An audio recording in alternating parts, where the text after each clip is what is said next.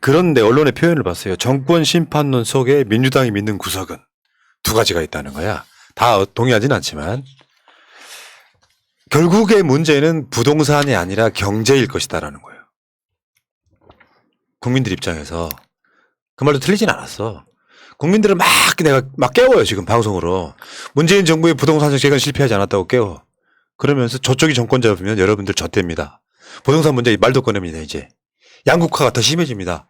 그게 우리들 논리인 거고. 다만 부동산 문제를 넘어서서 진짜 중요한 건 부동산도 속해 있다는 경제 문제일 건데 그러면 현실적으로 경제 문제를 가장 잘할 사람이 누구냐. 모든 여론조사가 항상 이재명 후보가 1등이에요. 이게 굉장히 중요하게 마지막 선택의 순간에 작동할 것이다라고 보는 거죠. 그리고 현재 지금 이제 이따 여론조사 얘기를 좀 하겠지만 이제 붙었어요. 딱 붙어가지고 뭐 누가 이겼다 할 것도 없이 사실은 우리 심리는 한 2, 3% 지는 걸로 생각하고 열심히 가자. 그렇지만 현실적으로 봤을 때는 저는 이렇게 봐요. 우리의 심리의 마음가짐의 상태는 한 2, 3% 지는 것처럼 열심히 하자. 밑바닥 민심은 이재명 후보가 이미 앞섰다고 보고 여론조사는 이제 같은 출발 지점에 있다고 보는 거죠. 이렇게 가면 딱 맞다고 생각해요. 어쨌건 국민들한테는 그 경제를 잘할 것 같은 대통령은 이미 보여준 적이 있기 때문에 이재명. 그리고 아직 등장하지 않은 리스크 있죠. 김건희 리스크. 그 지점 때문에 그런 표현을 누가 했던데 민주당 쪽에서 이런 부분들에 있어서 질 것으로 생각하지 않는다. 다만 우리가 현재 조금 뒤지고 있는 걸로 선거운동 한다가 민주당의 기본적인 생각이라는 거예요. 그게 진짜 중요하죠. 네. 원래 시험 공부할 때도 그러거든요. 시험 공부할 때도 이렇게 늘 100점 맞았던 과목이다 생각하면 그 과목 무조건 떨어져요. 항상 못하는 과목 이런 기분으로 공부를 해야 되는 거고 그게 사실 이게 안 보이는 이게 윤석열의 리스크도 있지만 아직 드러나지 않고 있는 문재인의 또 베네핏도 있거든요, 분명히. 왜냐면 이제 곧 있으면 제가 봤을 때는 종전선언 곧 저는 선거 이전에 저는 종전선언 된다고 보거든요. 그 종전선언이라든지 외교 문제 그리고 지금 이제 그 위드 코로나가 약간 삐걱삐걱하는 부분이 있지만 위드 코로나도 생각보다 빨리 진행될 수 있어요. 그러니까 4주에서 6주 정도 이게 미뤄진다 이것 때문에 이제 위드 코로나가 영원히 안 되는 거 아니냐 뭐 이런 식으로 좀 혼란스러워하실 수도 있는데 이게 저처럼 이제 직업적으로 질병의 역사 같은 걸 좀 보는 사람 입장에서는 항상 있었던 일이에요. 항상 있어 왔던 일이고 그런 식으로 변화해 가는 게 있고 그리고 이제 민주당도 지지율 회복을 하고 있는데 민주당 지지율 회복을 한 이유가 뭐예요? 이재명 후보가 끌고 가니까 회복을 하는 거거든요. 그러니까 그다음 보이지 않는 베네핏도 분명히 작동을 할 것이고. 잠깐만요. 진중권이세요? 왜 자꾸 베네핏이라고 하면 우리 엄마가 못 알아먹어요. 아 죄송합니다. 못 알겠네. 잠깐만. 혜택. 이점도 있거든요. 죄송해요. 제가 혀가 짧아서 이상하게 베네핏을 바로 잘하는데. 자, 계속. 제가 핏이 괜찮잖아요. 네.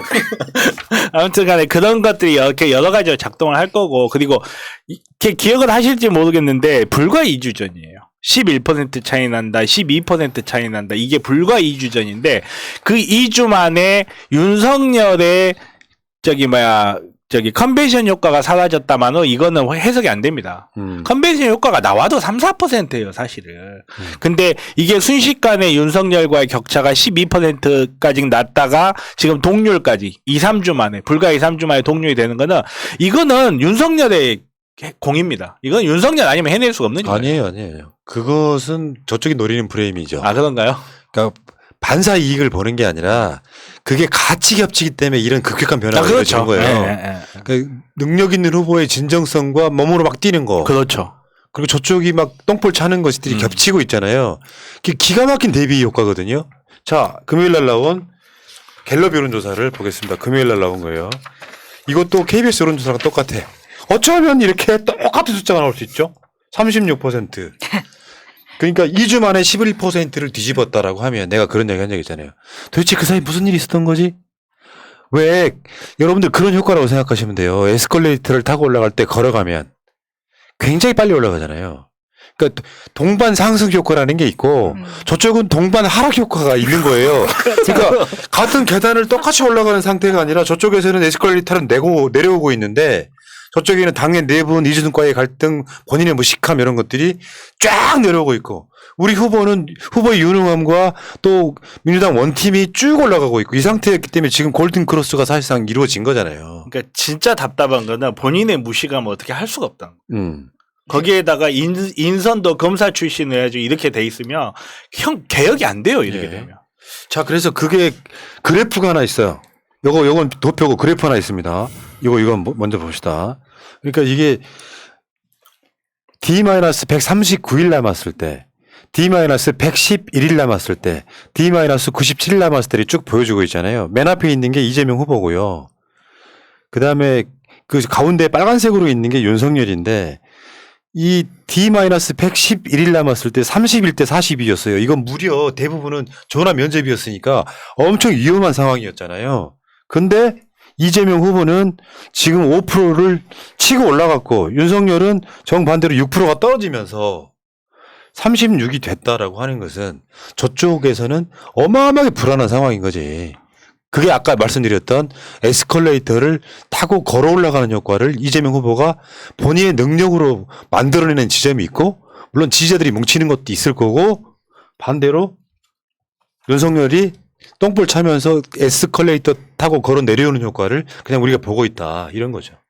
네, 이 여론조사 결과도 20대가 과소 표집되고 60대 이상이 과잉 표집됐다고 나오잖아요. 20대가 122명이었는데 60대 이상은 341명이니까 2배가 넘는 수치인데 이 정도로 나왔다라는 건 숨어있는 이재명 후보의 지지율이 더 많이 있다라고 합리적으로 추측할 수밖에 없는 것 같고 그다음에 뭐 FM 코리아나 이런 것들을 봐도 이재명 후보에 대한 칭찬글이 계속해서 올라오고 특히 지금 이준석이랑 윤석열이 이렇게 서로 평행선을 긋고 있는 마당에 그 윤석열을 절대 지지할 수 없다라는 글들이 계속 많아지는 걸 보면 이 수치는 계속해서 올라갈 수밖에 없다라는 생각이 듭니다. 그럼 말씀하신 거를 한번 도표로 한번 볼게요. 자, 한번 보겠습니다. 지역별로 보면은 서울도 굉장히 많이 따라잡았어요, 지금. 이재명 31대 36인데 이거 결국 뒤집힌다고 봐요. 여론조사가 잡지 못하는 밑바닥 민심이 있어요. 아무리요. 내가 민주당을 싫어해도 부동산 문제가 불만이야? 이재명 뽑아야지 같은 그런 여론들이 주위에 굉장히 팽배하고 있었고요. 인천 경기는 이미 이겼고요. 뒤집었고요. 그 다음에 밑에 세대별로 한번 가볼게요. 18세에서 29세, 10대, 20대는 이재명 후보가 박빙이지만 앞서고 있습니다. 30대는 많이 앞서고 있습니다. 32대 26, 40대는 월등히 앞서고 있습니다. 51대 21, 50대도 44대 40이에요. 결국에는 60대, 아까 말한 그 잘못 표집됐다고 하는 60대 이상이 좀 많이, 그러니까 옛날보다 훨씬 더 많이 적동이 됐지만 동률이라고 하면 제가 그런 말씀 드렸잖아요. 현재 선거를 하면 이재명 후보가 저는 이긴다고 봐요. 여론조사는 붙었지만 심적 마인드는 한 5% 뒤지는 걸로 선거운동을 하자. 이 마인드의 딱 상태가 정확한 상태가 아닌가 싶어요. 그러니까 후보가 잘 하니까 내가 그 예전에 방송하면서 박근혜 탄핵할 때 했던 이야기를 다시 한번 이야기 한번 해볼게요.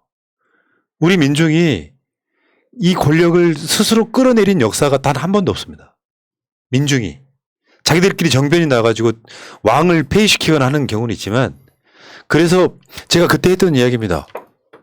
박근혜 탄핵이라는 경험 자체가 없으므로 그 촛불은 우리나라 역사의 가장 혁명적인 사건 중에 하나였습니다. 민중이 쉽게 표현하면 대통령을 권력을 끌어내린 거잖아요. 근데 한 번 경험을 하게 되면 승리의 기억을 맛보게 되면 사람들 자신감이 생겨요. 우리가 대통령 선거와 지방선거와 총선을 계속 연이 압승했잖아요. 그러면 우리만 잘하고 뭉치고 좋은 후보가 우리가 열심히 똘똘 뭉쳐서 뛰면 또 다시 정권 재창출할 수 있다는 자신감을 저는 갖고 있다고 생각해요. 맨날 지는 사람들한테는 승리의 경험이 없지만 우리가 이긴 경험이 있잖아요. 가장 좋았을 때 어떤 식으로 이겼는지에 대한 기억을 갖고 있잖아요. 저는 그렇게 이겨낼 수 있다고 생각합니다.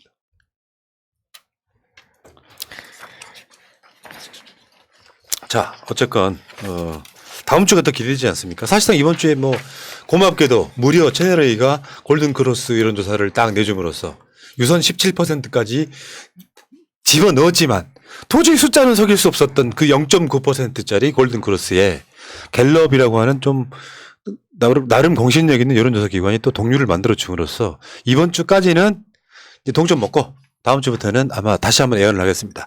PNR, RN서치, 여론조사 공정, 요딴 여론조사들이 또 주중에 주말부터 그러겠죠. 판을 칠 거예요. 아. 그래서 이재명 후보가 리얼미터까지 포함해가지고 주초에 좀 지는 건 여론조사가 나올 텐데 그것마저도 격차가 줄어들어 있을 거예요. 네. 그리고 주중으로 가면서 이제 흔한 일이 될 수도 있습니다. 이재명이 앞서는 여론조사.